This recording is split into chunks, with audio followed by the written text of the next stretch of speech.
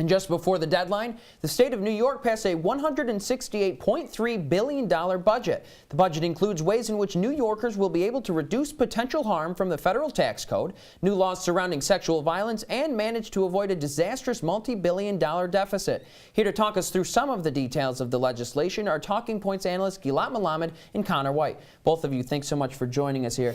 Now, quickly, obviously, in everything in politics, there's winners and there's losers. Conor, can you break down some of the winners? Well, some of the winners are state Democrats, including Governor Cuomo, and that's mainly because they were able to, at least in a rhetorical sense, show that they were fighting back against the federal, Republican-controlled government by trying to mitigate some of the harm that the new federal tax code may impose on New York. Some feared that the tax code capping state and local tax deductions at $10,000 could mean that some of the higher earners in the state, some businesses could leave.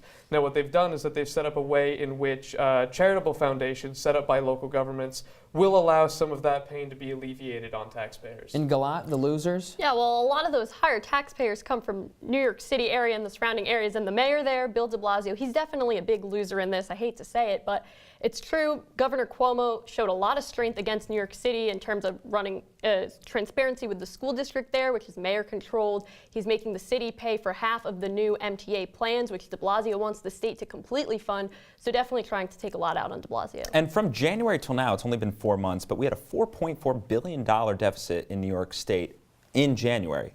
And then Cuomo was able to get rid of it. How? Yeah, well, one of the things, that happened before the budget, was the state actually sold Fidelis Health Insurer, and that gave them $2 billion. So that was a big thing before the budget. Also before the budget, they underestimated how much revenue they were going to get. They got $750,000 in revenue before this budget was passed that they didn't expect. And Conor, what about right here in Syracuse? What's the impact on this community? Well, the thing that is specifically impacting this community is the amount of funding that is going to the Syracuse City School District. They had asked for $12 million additional funding. They only got around 4.6. So obviously, that's a huge gap that they now have to fill up. They're looking at a $24 million debt that they have to fill up, and they lost some of that federal grant money that they were asking for. And when you look at Cuomo, and you look at what people are kind of concerning themselves with, between the rhetoric and what he's trying to do in New York State, there's obviously a focus towards his reelection. So how does this kind of affect his reelection campaign and the passing of this bill? Yeah, well, I think it shows he's taking the challenge from Cynthia Nixon pretty seriously, actually. He's giving a lot of funding to NYS, New York City Housing Authority, which she's been a big advocate for, saying he's not giving enough funding to the public housing projects there.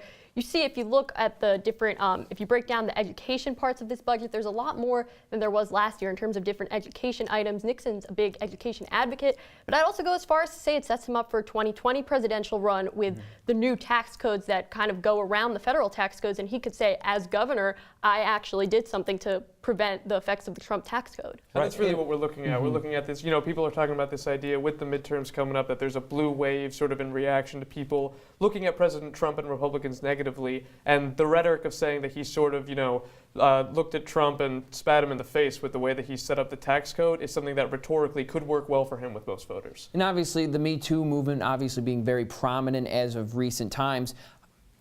How is this addressed in this bill? Quickly. Well, there were a few key things. One of them was that a loophole was closed, which meant that police can no longer have sexual relations with people that are within their custody, claiming that it was consensual.